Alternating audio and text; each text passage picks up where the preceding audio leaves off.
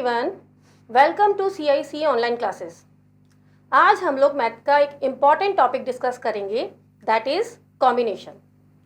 देखिए होता क्या है, 11th एंड 12th में most of the students math opt नहीं करते हैं, इसलिए उनको CA फाउंडेशन के इस पर्टिकुलर पेपर में काफ़ी प्रॉब्लम्स आती हैं and that is obvious. But I will make sure through my video कि आपकी जो भी प्रॉब्लम्स हैं, क्यूरीज हैं, आप उनको ओवरकम कर सकें और पेपर में अच्छे मार्क्स स्कोर कर सकें। So let's start combination.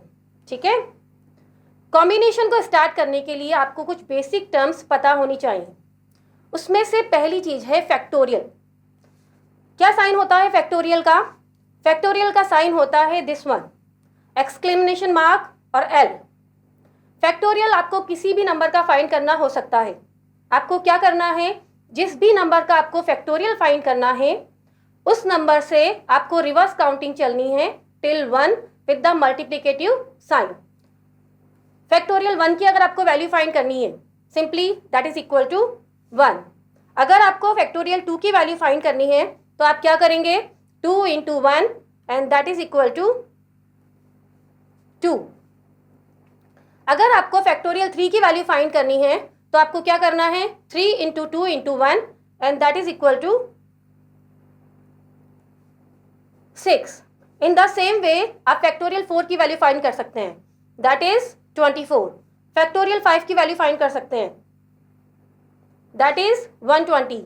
Factorial 6 क्या करना है आपको, 6 की रिवर्स काउंटिंग चलनी है till 1 with the multiplicative sign.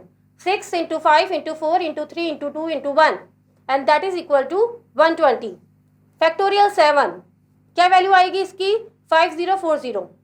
I think आपको यहाँ तक की वैल्यूज़ याद होनी चाहिए सो दैट आपको पेपर में आपकी स्पीड थोड़ी सी मेंटेन रहे। ओके, सेकेंड चीज़ जो आपको याद होनी चाहिए, जब भी आप इंग्लिश में कोई भी स्टेटमेंट बोलते हैं और आप यूज़ करते हैं एंड, आपको उसके लिए कौन सा साइन यूज़ करना है, मल्टीप्लाई का। और अगर आप स्टेटमेंट बोलते हैं और बीच में यूज़ करते हैं और, तो आपको उसके लिए कौन सा साइन यूज़ करना है, प्लस का। आप स्टेटमेंट बोल रहे हैं और बोल रहे हैं दिस एंड दिस, तो आप क्या साइन यूज़ करेंगे, मल्टीप्लाई। आप बोल रहे हैं स्टेटमेंट ईदर दिस और दैट, आप क्या साइन यूज़ करेंगे, प्लस का। These are the basic things जो आपको कॉम्बिनेशन को स्टार्ट करने से पहले पता होनी चाहिए। क्या क्या, फैक्टोरियल की वैल्यू कैसे फाइंड करते हैं, जिस भी नंबर का फैक्टोरियल फाइंड करना है उस नंबर की reverse counting with the multiplicative sign till 1। Statement में अगर एंड यूज कर रहे हैं तो मल्टीप्लाई का साइन, स्टेटमेंट में अगर और यूज कर रहे हैं तो एडिशन का साइन। क्लियर? चलिए अब स्टार्ट करते हैं हमारा कॉम्बिनेशन। मीनिंग क्या होता है कॉम्बिनेशन का? Combination is nothing but only the number of ways to choose something out of total things. आपके पास टोटल थिंग्स हैं एन, और आपको उसमें से आर थिंग्स चूज करनी है, तो आप क्या करेंगे, आप फॉर्मूला लगाएंगे NCR। What is n? N is total options और total things you have. C number of ways to choose, R things to be chosen. अगर आपके पास मार्केट में आप जाते हैं और आपके पास 10 ऑप्शंस हैं परचेस करने के लिए, लेकिन आपको उनमें से केवल 3 शर्ट्स परचेस करनी है, तो आप क्या करेंगे, आप टोटल थिंग्स हैं 10, आपको परचेस करनी है या चूज करनी है 3, तो आप यूज क्या करेंगे, 10C3। फॉर्मूला क्या यूज करेंगे आप, factorial n divided by factorial r factorial n minus r, where n is always more than and equal to r। ऐसा क्यों है? क्योंकि कभी भी आप ज़्यादा चीज़ें चूज नहीं कर सकते फ्रॉम लेस थिंग्स। अगर आपके पास 3 थिंग्स हैं और आपको चूज करने के लिए बोला जाए 5 things, that can not be possible. इसीलिए जो आपको चूज करना है वो हमेशा टोटल थिंग्स से कम होनी चाहिए। ओके, आप जब क्वेश्चन सॉल्व करेंगे इस फॉर्मूले को यूज़ नहीं करेंगी। हमें क्वेश्चन सॉल्व करने के लिए इस फॉर्मूले को यूज़ नहीं करना है, तो फिर क्या करना है हमें, हम समझते हैं कि हम इनको सॉल्व कैसे करेंगे। ठीक है, 10C2, 10 क्या बोला मैंने यहाँ पर? Total things. C क्या है? चूज। 2 क्या है? Number of things to be chosen. आप इसको सॉल्व कैसे करेंगे, मैं केवल अभी ये समझा रही हूँ। इनको सॉल्व करने के लिए हम क्या करेंगे, 10 की रिवर्स काउंटिंग चलेंगे। कितने नंबर्स तक? ओनली 2 नंबर्स तक, क्योंकि नीचे 2 लिखा हुआ है। हम क्या करेंगे, 10 इंटू 9 डिवाइडेड बाय, नीचे वाले नंबर की रिवर्स काउंटिंग चलनी है आपको टिल 1, यानी कि divided by 2 cross 1 and that is equal to 45। In the same way अगर आपको वैल्यू फाइंड करनी है 7C3 की, तो आप क्या करेंगे, 7 इंटू 6 इंटू 5, 3 नंबर्स तक खोलना है। क्यों? क्योंकि नीचे लिखे हुए हैं 3 नंबर्स, 7C3। तो आपको क्या करना है, 7 की रिवर्स काउंटिंग चलनी है। कितने नंबर्स तक? 3 नंबर्स तक। 7 into 6 into 5 divided by 3 into 2 into 1 and that is equal to 35। इसको अभी और अच्छे से हम समझेंगे नीचे कि और किस तरीके से सॉल्व करना है, ठीक है। लेकिन हम लोग अपनी मेन चीज कॉम्बिनेशन स्टार्ट करने वाले, ठीक है। जब भी आप कॉम्बिनेशन को पढ़ना समझेंगे, बेटर ये है कि पहले आप समझिए कि हम कॉम्बिनेशन को कितने तरीके से डिवाइड कर सकते हैं, क्लासीफाई कर सकते हैं। कॉम्बिनेशन एक्चुअली 3 तरीके का होता है। पहला होता है आपका सिंपल कॉम्बिनेशन। सिंपल कॉम्बिनेशन में टोटल थिंग्स गिवन है, आपको चूज करना है, आप डायरेक्टली फॉर्मूला लगाएंगे। सेकंड कॉम्बिनेशन जो आपका होता है that is classify combination. Classify combination में टोटल थिंग्स क्लासीफाई होती है इन डिफरेंट कैटेगरीज, और आपको चूज भी क्या करना है, डिफरेंट कैटेगरीज में ही करना है। दैट मीन्स जो आपकी टोटल थिंग्स हैं वो अलग अलग कैटेगरीज में डिवाइडेड हैं, और आपको चूज भी अलग अलग कैटेगरीज से ही करना है। तीसरा जो हमारा कॉम्बिनेशन होता है that is conditional combination. Conditional combinations में क्वेश्चंस में कुछ कंडीशंस लगा दी जाती हैं। For example, never come, always come, at least, at most and other. अब हम लोग एक एक चीज को बिल्कुल अच्छे से और डिटेल में समझेंगे कि हमें हर क्वेश्चन में क्या करना है, ठीक है। सबसे पहले हम स्टार्ट करेंगे हमारा सिंपल कॉम्बिनेशन। क्या बताया मैंने आपको, सिंपल कॉम्बिनेशन में आपको देखना है टोटल थिंग्स कितनी हैं, आपको चूज कितनी करनी है, और आप क्या करेंगे, एनसीआर का फॉर्मूला अप्लाई करेंगे, ठीक है। Let's take an example. Out of 10 shirts you have to choose 2 shirts. आप मार्केट में जाते हैं, आपने फर्स्ट टाइम में 10 शर्ट्स अलग कर ली, लेकिन आपको परचेज कितनी करनी है, ओनली 2। आप कितने तरीके से पेयरिंग बना सकते हैं 2 शर्ट्स की, हमें ये चेक करना है, ठीक है। टोटल कितने ऑप्शन है आपके पास, 10। आपको परचेज कितनी करनी है, 2। तो हम क्या करेंगे, सिंपली 10C2। सॉल्व कैसे करेंगे, 10 की रिवर्स काउंटिंग चलेंगे नीचे वाले नंबर तक। दैट मीन्स 10 इंटू 9 डिवाइड क्या करना है, 2 की reverse counting till 1 and that is equal to 45। Easy example है। सेकंड लेते हैं। 2 posts are vacant in a factory for that 6 person apply. How many ways you can fill the vacancy? आपकी कोई factory है जिसमें 2 पोस्ट आपके पास vacant है। आपने क्या किया, एडवर्टाइज किया, 6 लोगों ने उसके लिए अप्लाई किया। अब आप कितने तरीके से उन 6 पर्सन्स में से 2 पर्सन्स को चूज कर सकते हैं, दैट इज अवर क्वेश्चन। आप क्या करेंगे, टोटल कितने पर्सन्स ने अप्लाई किया है, 6, चूज कितने करने हैं, 2। सिंपली क्या करना है, 6C2। सॉल्व कैसे करेंगे हम लोग, टोटल कितने सीट्स हैं हमारे पास, 2, एप्लीकेशंस कितनी आई, 6, 6C2। सॉल्व कैसे करेंगे हम इस क्वेश्चन को, 6 multiplied by 5 divided by 2 cross 1 and that is equal to 15, ठीक है। चलिए एक और एग्जांपल लेते हैं सिंपल कॉम्बिनेशन का। Out of 50 students in a class you have to select 3 students for a cultural program. Number of ways to select. आपके school में कोई प्रोग्राम होने वाला है, और उसके लिए आपको 3 स्टूडेंट सेलेक्ट करने हैं। टोटल कितने स्टूडेंट्स हैं क्लास में? 50। आपको चूज कितने करने हैं? 3। सिंपली हम क्या करेंगे? 50C3। सॉल्व कैसे करेंगे? अगेन 50 की रिवर्स काउंटिंग कितने नंबर तक? 3 नंबर तक।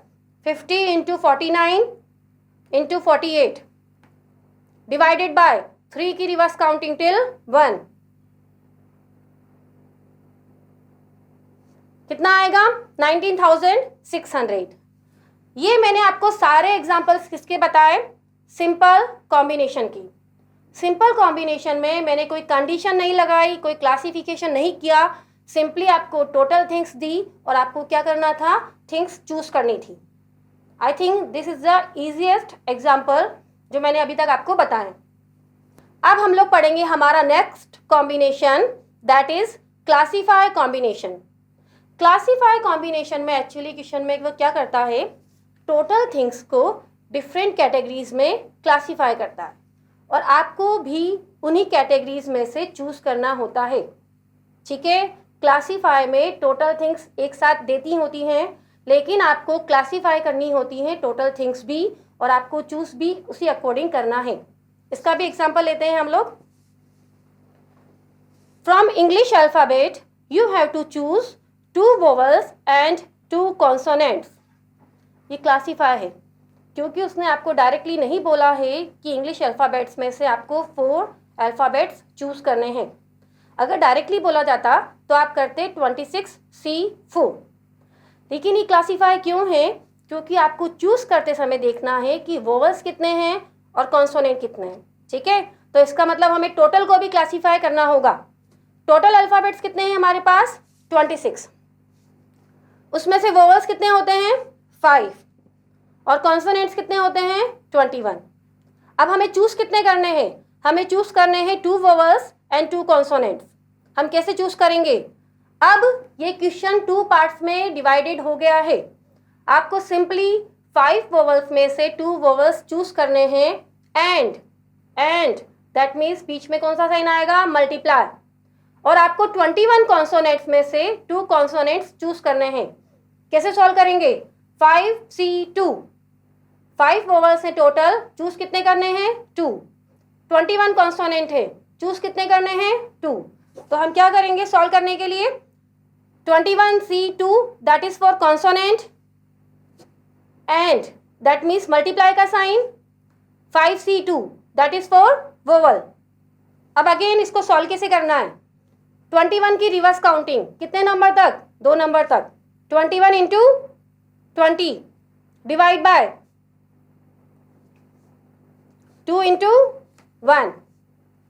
5C2 रिवर्स काउंटिंग चलेंगे 5 की till 2 numbers, 5 cross 4 divided by 2 cross 1। जब आप इसको सॉल्व करेंगे देन आंसर विल बी 2100। ये क्वेश्चन क्लासीफाई कॉम्बिनेशन का था क्योंकि यहाँ पर टोटल थिंग्स क्लासीफाई थी और हमने उसी अकॉर्डिंग चूज किया है। ठीक है, एक और एग्जांपल लेते हैं क्लासीफाई कॉम्बिनेशन का। You have to form a committee of 2 girls and 3 boys out of 5 girls and 5 boys. Total कितने स्टूडेंट हैं? 10। 5 गर्ल्स एंड 5 बॉयज। ठीक है, चूज कितनी करनी है? आउट ऑफ 5 गर्ल्स आपको 2 गर्ल्स चूज करनी है एंड आउट ऑफ 5 बॉयज आपको 3 बॉयज चूज करने हैं। इस बार हमने कैटेगरीज को क्लासीफाई कर दिया है, दैट मीन्स हम बॉयज को अलग चूज करेंगे एंड गर्ल्स को अलग चूज करेंगे। इसीलिए क्वेश्चन भी 2 पार्ट्स में होगा, बॉयज के लिए अलग, गर्ल्स के लिए अलग। बीच में कौन सा साइन आएगा? मल्टीप्लाई। बॉयज कैसे चूज करेंगे आप? 5C3। गर्ल्स कैसे चूज करेंगे आप? 5C2।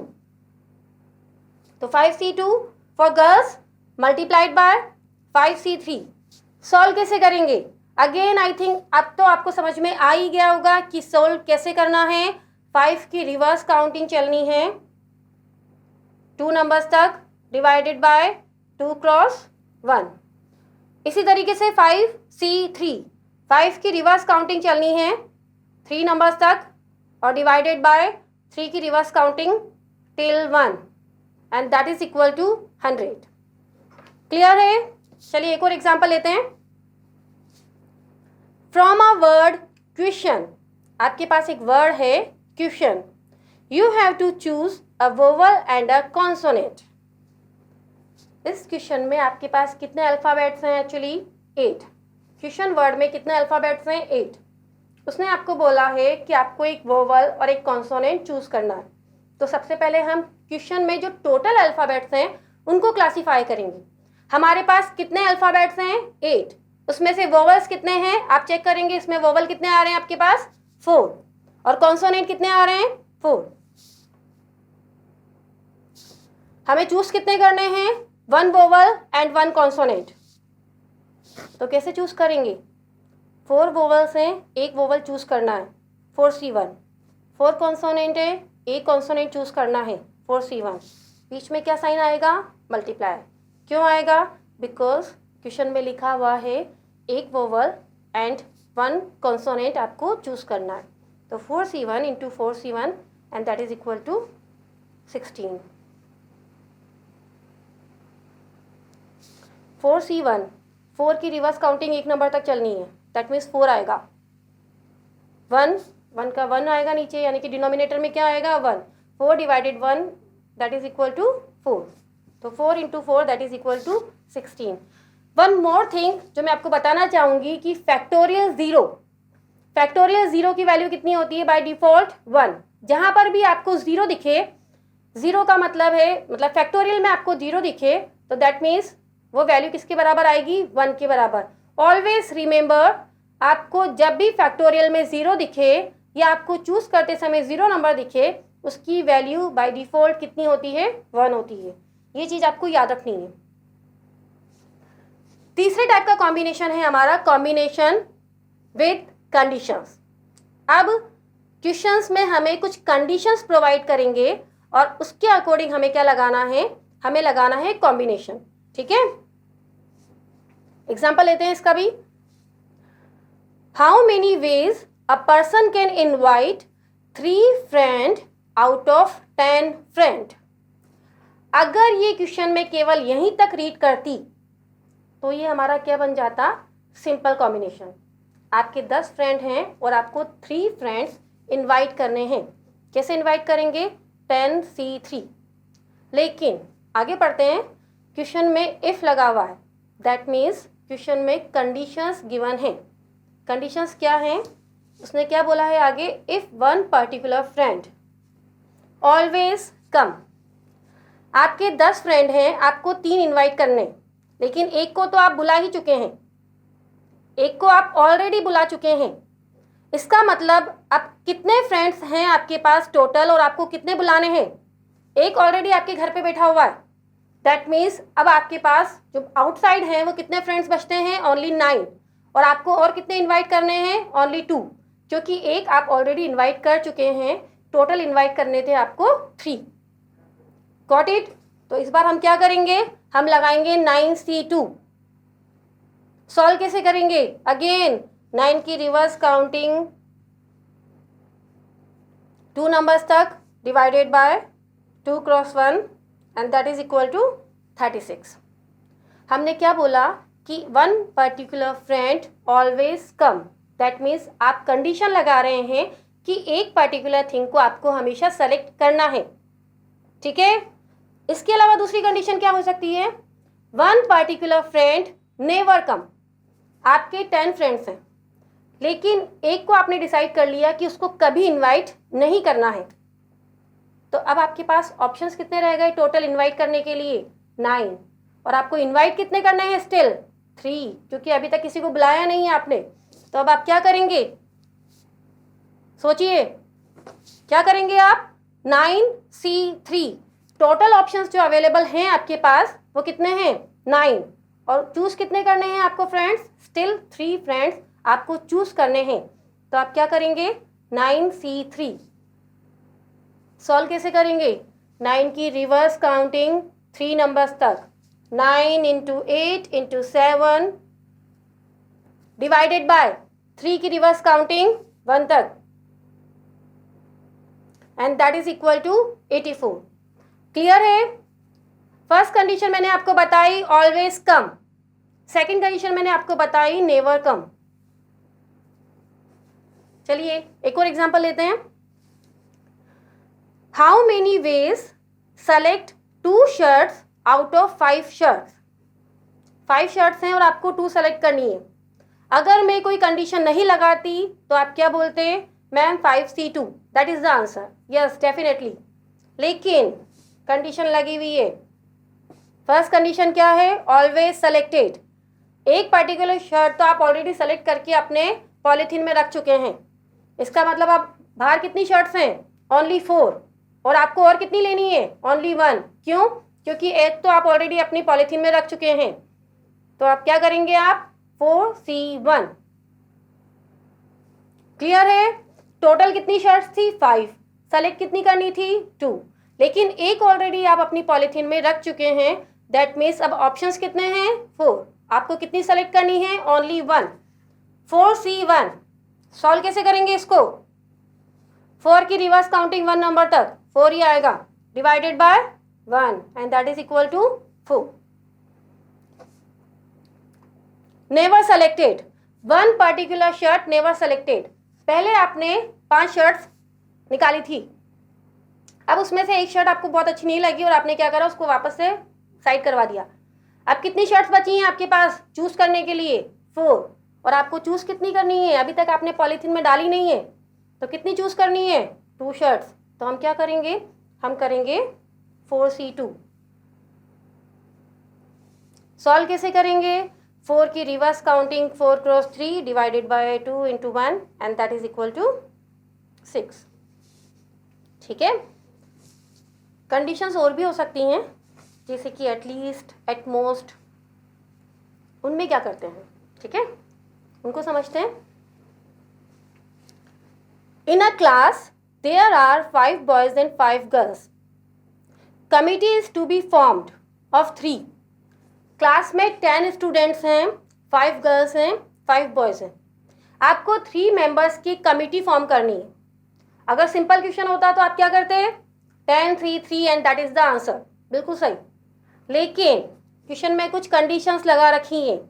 क्या बोला गया है क्वेश्चन में, in which at least 1 girl is there. आपको 3 पर्सन सेलेक्ट करने हैं, लेकिन जब भी आप सेलेक्ट करेंगे तो उसमें कम से कम एक गर्ल तो होनी ही चाहिए, कम से कम एक, यानी ज़्यादा भी हो सकती हैं, डेफिनेटली हो सकती हैं। तो अब हम क्या करेंगे, हम केस बनाएंगे। हम ये सोचेंगे कि क्या क्या पॉसिबिलिटीज़ हैं। पहली पॉसिबिलिटी ये है,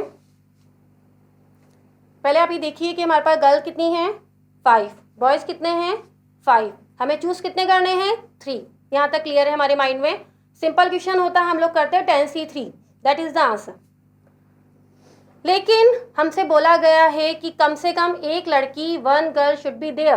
दैट मीन्स पहला केस हो सकता है कि अगर मैं चाहती हूँ कि उसमें केवल एक ही लड़की रहे, एक ही गर्ल रहे, दैट मीन्स मुझे बॉय कितने लेने होंगे, 2। ठीक है। लेकिन कोई दूसरी टीचर आती है, वो बोलती है आप एक ही क्यों ले रहे हो, आप 2 गर्ल्स ले सकते हो, डेफिनेटली ले सकते हैं।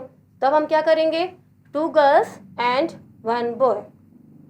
1 बॉय क्यों लिया मैंने बेटा, क्योंकि मुझे टोटल सिलेक्शन 3 का करना था। अगर मैं 2 गर्ल्स ले चुकी हूँ, दैट मीन्स मुझे बॉय 1 करना होगा। ठीक है।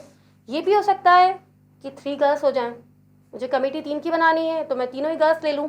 तो तीसरी कंडीशन क्या बन सकती है हमारे पास, मैं 3 गर्ल्स चूज कर लूँ, उस कंडीशन में मुझे बॉय कितना रखने होंगे, 0। दैट मीन्स जो मैं कमेटी फॉर्म कर रही हूँ उसमें मैं केवल गर्ल्स रखना चाहती हूँ, बॉय रखना नहीं चाहती हूँ। तो मैं क्या करूँगी, 3 गर्ल्स एंड 0 बॉयज़। ठीक है। 4 गर्ल्स पॉसिबल है क्या, नहीं है। क्यों, क्योंकि मुझे कमेटी ओनली 3 की फॉर्म करनी है। इसका मतलब इसके अलावा और कोई केस पॉसिबल नहीं है, पहली चीज। अब मैंने बोला कि या तो केस 1 पॉसिबल है या फिर केस 2 पॉसिबल है कि मैं 2 गर्ल्स चूज कर सकती हूँ, या फिर केस 3 भी पॉसिबल है, यानी कि मैं 3 गर्ल्स और 0 बॉयज चूज कर सकती हूँ।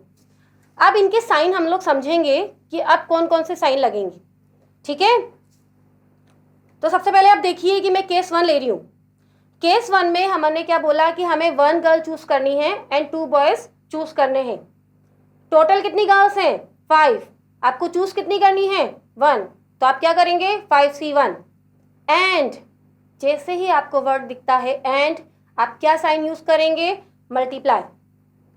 क्या करना है इसके बाद, 2 बॉयज सेलेक्ट करने हैं। कितने बॉयज है टोटल 5, आपको चूज कितने करने हैं 2, तो आप क्या करेंगे 5C2।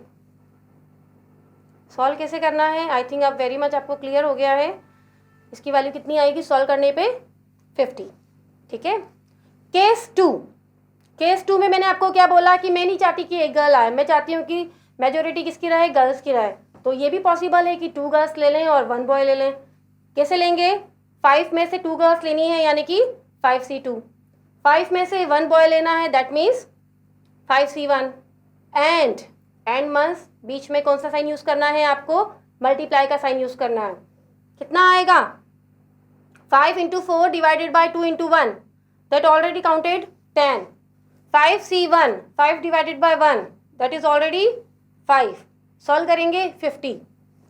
तीसरा केस क्या बोला मैंने आपको, मुझे तो पूरी गर्ल्स चाहिए, यानी कि तीसरा केस पॉसिबल है कि नहीं मुझे बॉय चाहिए ही नहीं, मुझे पूरी गर्ल्स चाहिए अपनी कमेटी में। तो मैं क्या करूंगी 5 में से 3 गर्ल्स चूज करूंगी, 5C3 बॉयज 0, लेकिन लिखना पड़ेगा 5C0। 5C3 की वैल्यू कैसे सॉल्व करेंगे, 5 into 4 into 3 divided by 3 into 2 into 1, ठीक है। जब आप इसको सॉल्व करेंगे तो ये आएगा 10 के बराबर।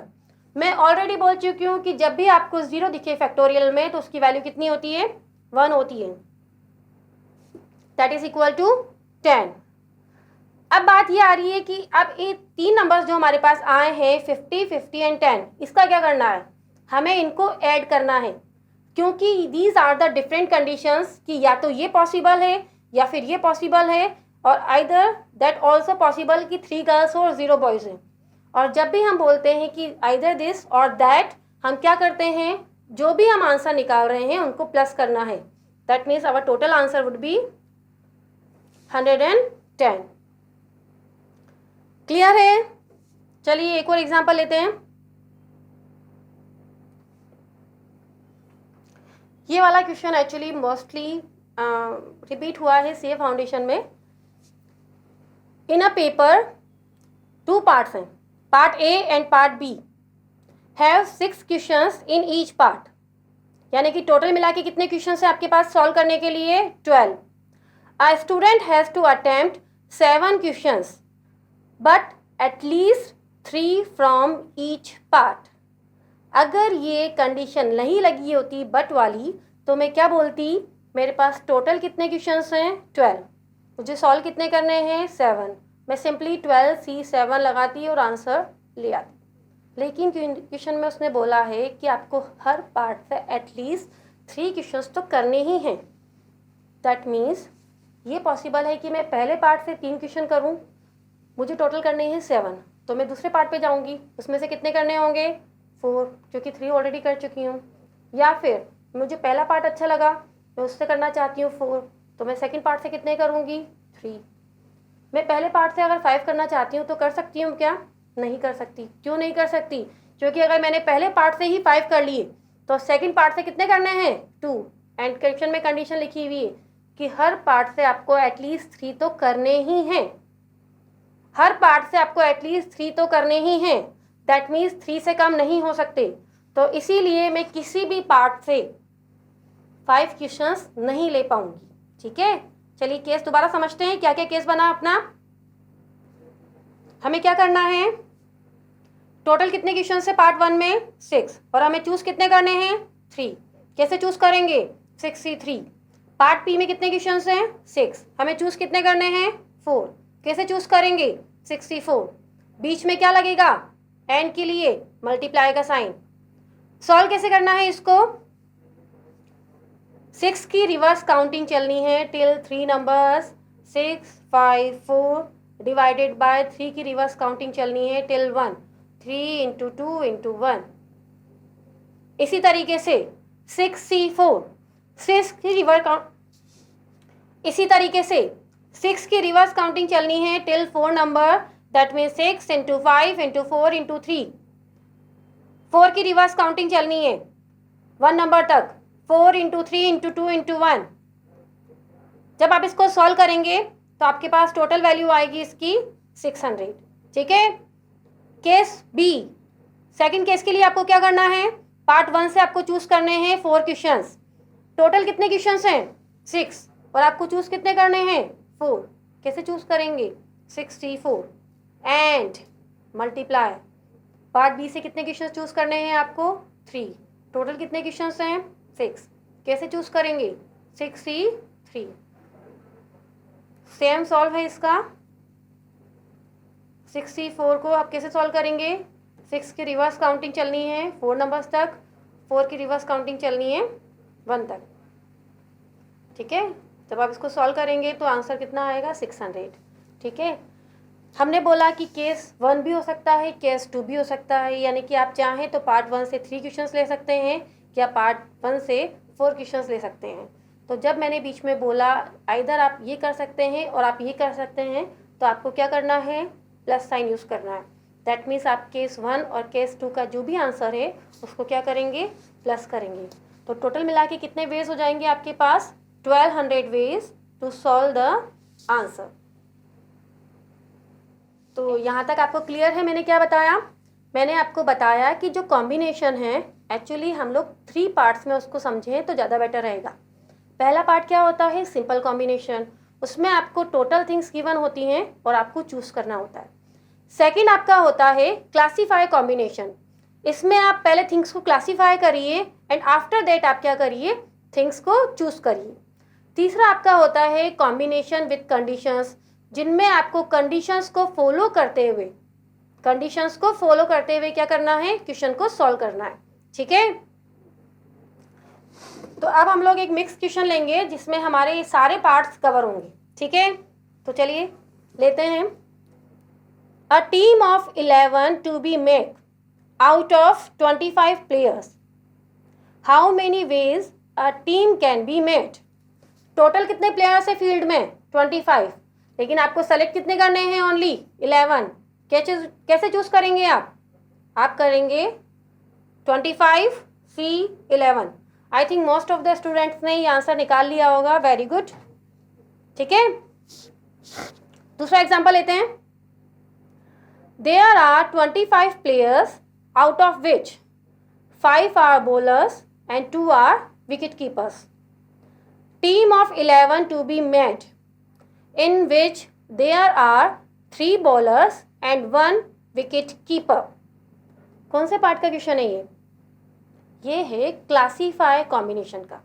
क्यों, बिकॉज जो 25 प्लेयर्स हैं इन द फील्ड, उसने बता रखा है कि उन 25 में से आपके पास 2 तो विकेट कीपर हैं एंड 5 क्या हैं, बॉलर्स।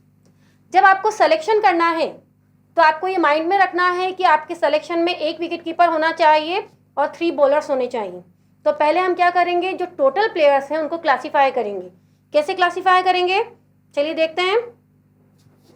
बॉलर्स कितने हैं आपके पास, 5। विकेट कीपर कितने हैं आपके पास, टोटल 2। तो इसका मतलब बाकी क्या है, बाकी अदर प्लेयर्स हैं। कितने बचेंगे, 18, क्योंकि हमें पता है कि टोटल हमारे पास कितने प्लेयर्स हैं, 25। 25 में से अगर 5 बॉलर हैं एंड 2 विकेट कीपर हैं, दैट मीन्स अदर प्लेयर्स कितने हैं, 18। आपको चूज कितने करने हैं, आपको चूज करने हैं 3 तो बॉलर्स, 1 विकेट कीपर, ये तो क्वेश्चन में लिखा हुआ है। अदर कितने चूज करने हैं ये हम सॉल्व करेंगे। टोटल क्रिकेट टीम में हमें कितने लेने हैं, 11। उसमें से 4 तो हम ऑलरेडी ले चुके हैं, 3 bowlers 1 wicket keeper, that means हमें बाकी के 7 अदर प्लेयर्स में से लेना है। ठीक है। कैसे चूज करेंगे, 5 टोटल हैं बॉलर्स और हमें कितने लेने हैं, 3, 5C3 एंड 2 विकेट कीपर्स हैं, आपको 1 लेना है। कैसे लेंगे, 2C1। 18 अदर प्लेयर्स हैं और आपको कितने चूज करने हैं, 7। कैसे चूज करेंगे, 18C7 and that is your answer. ठीक है, क्लियर है। Example next. A team of 11 to be made out of 25 players, so that one particular player always come and 2 particular players never come। इसमें एक ही question में उसने दो conditions लगा दी हैं। कौन कौन सी? Always come and never come. ठीक है, बाहर फील्ड में 25 प्लेयर्स हैं और आपको सेलेक्ट कितने करने हैं? आपको सेलेक्ट करने हैं 11 प्लेयर्स। लेकिन एक आपका क्या है? फेवरेट। आपने क्या करा? उसको सेलेक्ट कर लिया और अंदर ले लिया। ठीक है, तो अब फील्ड में कितने प्लेयर्स बचे आपके पास? 24। और अभी आपको सेलेक्ट कितने करने हैं? 10। क्यों? क्योंकि एक को आप ऑलरेडी इन कर चुके हैं। ठीक है, इसके बाद लिखा हुआ है 2 पर्टिकुलर प्लेयर्स नेवर कम। अब 2 आपको बिल्कुल पसंद नहीं है, आपने उनको आउट ऑफ फील्ड ही कर दिया, प्लेग्राउंड से बाहर कर दिया। अब फील्ड में कितने प्लेयर्स बचे हैं? पहले कितने बचे थे? 24, क्योंकि एक को आप ऑलरेडी इन कर चुके थे। 2 को आपने क्या करा? फील्ड के बाहर निकाल दिया। कितने प्लेयर्स बचे फील्ड में? फील्ड में आपके पास बचे 22 प्लेयर्स। अब उन्हीं 22 प्लेयर्स में से आपको सेलेक्ट करने हैं कितने प्लेयर्स? 10 प्लेयर्स, क्योंकि एक को आप ऑलरेडी इन कर चुके हैं। तो आप क्या करेंगे? 22C10। दोबारा समझाती हूँ। फील्ड में 25 प्लेयर्स थे, एक को आपने अंदर ले लिया। अब और कितने सेलेक्ट करने हैं? 10। 2 को आपने क्या करा? प्लेग्राउंड से बाहर भेज दिया। तो फील्ड में कितने बचते हैं? 22। और आपको आप सेलेक्ट कितने करने हैं? ऑलरेडी एक अंदर है, आपको टीम बनानी है 11 की, तो और कितने सेलेक्ट करने हैं आपको? 10। तो आप क्या करेंगे? 22C10। Got it? क्लियर है यहाँ तक? चलिए नेक्स्ट लेते हैं एक और एग्जांपल। 25 प्लेयर्स हैं, जिसमें से 5 बॉलर्स हैं। अब आपको क्या करना है? A team of 11 to be selected so that there are at least 4 bowlers। Total कितने प्लेयर्स हैं आपके पास? 25, जिसमें से 5 तो क्या हैं? बॉलर्स। इसका मतलब क्या हुआ? 20 अदर प्लेयर्स होंगे। ठीक है, तो पहले टोटल को डिवाइड करते हैं हम। अब उसने बोला है कि आपको सेलेक्ट कितने करने हैं? 11, लेकिन उसमें कम से कम 4 तो बॉलर होने ही चाहिए। अगर 4 बॉलर ले लिए मैंने और मुझे टोटल सेलेक्ट करने हैं 11, तो इसका मतलब मैं अदर कितने लूँगी? 7। मैंने पहला केस क्या बनाया कि मैं 4 बॉलर्स ले लेती हूँ। मुझे टोटल कितने सेलेक्ट करने हैं? टोटल मुझे सेलेक्ट करने हैं 11।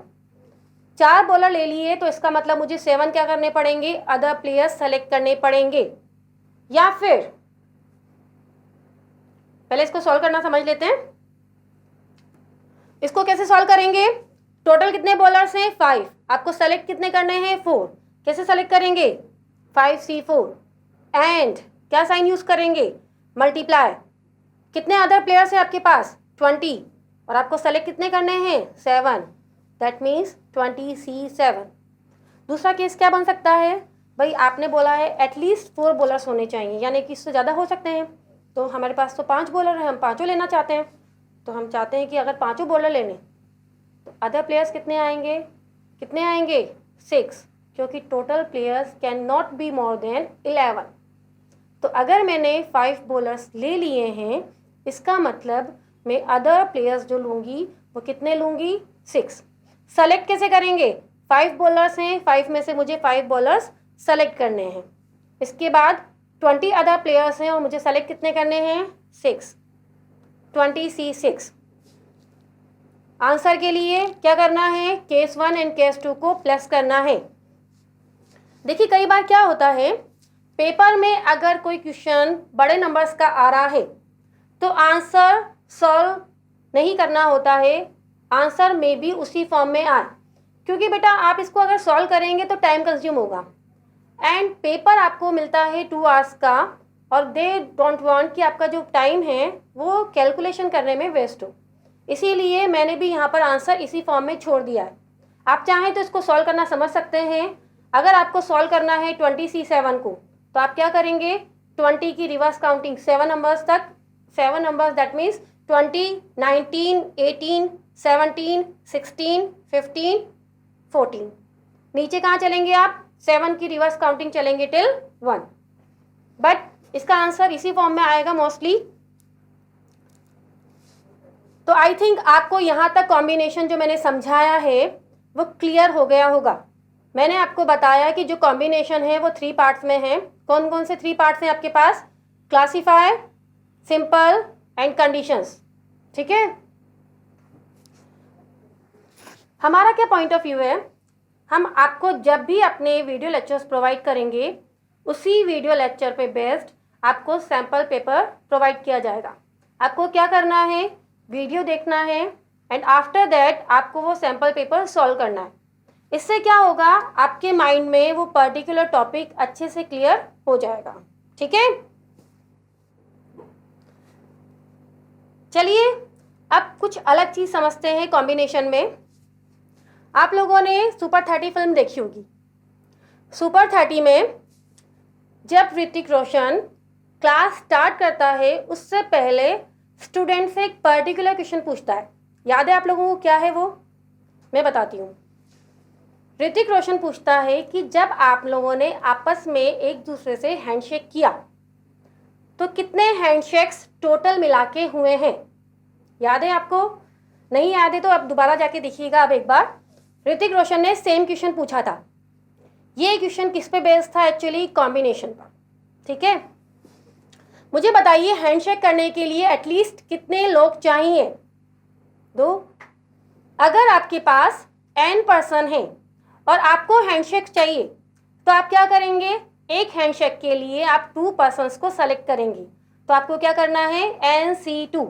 These are the number of handshakes. इसी तरीके से अगर आपको एक गेम प्ले करना है, n पर्सन्स हैं या n टीम्स हैं आपके पास, तो वो 2 पर्सन आपको चाहिए या आपको 2 टीम चाहिए ताकि आपका एक गेम प्ले हो सके। यानी कि कम से कम आपको कितने सेलेक्ट करने हैं? 2। इन द सेम वे हैंडशेक के लिए आपको कितने पर्सन सेलेक्ट करने हैं? 2। और उनका जो हैंडशेक होगा वो कितना होगा? 1। उनका जो मैच होगा वो कितना काउंट होगा? 1। अब इसका दूसरा एग्जाम्पल लेती हूँ। एक पार्टी में कुछ लोग हैं जो आपस में गिफ्ट एक्सचेंज करते हैं।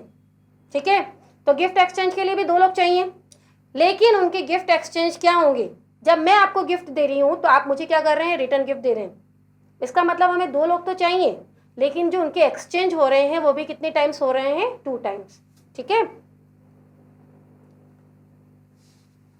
तो हम क्या करेंगे एक बार दोबारा समझते हैं। अगर हमारे पास n पर्सन है और हमें हैंडशेक चाहिए तो 2 पर्सन मिला के कितना हैंडशेक बनाएंगे? 1। तो हमें क्या करना है? Simply NC2। These are the numbers of handshake। अगर आपको गिफ्ट एक्सचेंज करना है, मैंने क्या बोला? एक गिफ्ट आप मुझे देंगे, एक गिफ्ट आप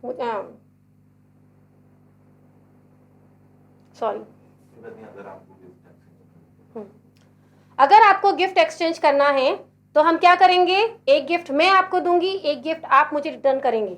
इसका मतलब 2 लोग तो चाहिए, लेकिन गिफ्ट एक्सचेंज कितने हो जाएंगे? 2 टाइम्स। तो हम क्या करेंगे फॉर्मूले में? NC2 into 2। Number of matches, 2 person मिलाकर कितना मैच खेल सकते हैं? ओनली 1। तो हम क्या करेंगे? अगर हमारे पास टोटल n टीम्स हैं तो हम क्या करेंगे? NC2, ये हमारे पास क्या हो जाएंगे? Number of matches. Number of greetings, आप मुझे ग्रीट कर रहे हैं, मैं आपको ग्रीट कर रही हूँ, 2 लोग चाहिए, लेकिन ग्रीटिंग्स कितनी हो रही है? 2 टाइम्स। आप मुझे कर रहे हैं, मैं आपको कर रही हूँ, तो क्या करेंगे? NC2 into 2। जब भी 2 लोग हैंडशेक करते हैं तो वो हैंडशेक 1 काउंट होता है। जब भी 2 लोग एक गेम खेलते हैं तो वो गेम 1 काउंट होता है। लेकिन जब भी 2 लोग गिफ्ट एक्सचेंज करते हैं, एक्सचेंज वर्ड बोला है मैंने, तो वो कितनी बार होगा? 2 टाइम्स। यानी आप मुझे देंगे, मैं आपको दूंगी, इसीलिए मैंने क्या करा? फॉर्मूले में मल्टीप्लाइड बाय 2 किया। ठीक है, क्वेश्चन ले लेते हैं, इस पे 1-2 एग्जांपल ले लेते हैं। Number of ways of shaking hand in a group of 10 person shaking hands to each other are. एक पार्टी है जिसमें 10 पर्सन्स हैं और वो क्या कर रहे हैं? हैंडशेक कर रहे हैं। कितने हैंडशेक होंगे? 10 पर्सन्स हैं, हमें 2 सेलेक्ट करने हैं फॉर द हैंडशेक। तो सिंपली हमें क्या करना है? 10C2। सॉल्व करने के लिए 10 into 9 divided by 2 into 1 and that is equal to 45। Handshake 2 लोगों का कितना होता है? 1।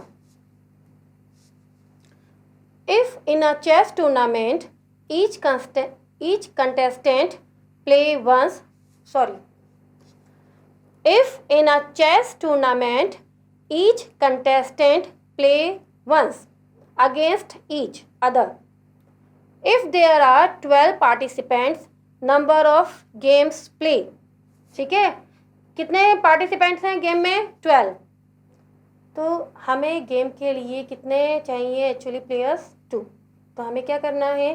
12 में से 2 प्लेयर्स चूज़ करने हैं, लेकिन उनका कितना गेम बनेगा? 2 प्लेयर्स से कितना गेम बनेगा? ओनली 1.